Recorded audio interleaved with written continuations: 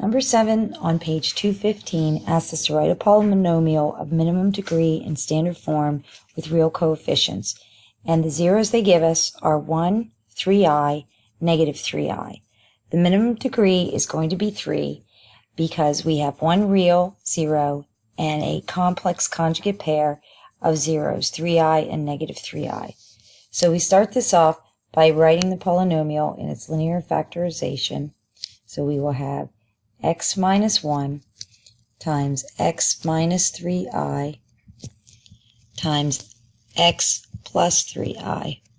Now all we have to do to get standard form is multiply these binomials together. And we're going to start by multiplying the conjugate pair together because that's the simplest way to start. So when I multiply them together, I square the x's, then I have a plus sign, and then I just square the 3. Now what's left to do is multiply these two binomials to get our standard form, and when we do that, we get x to the third minus x squared plus 9x minus 9.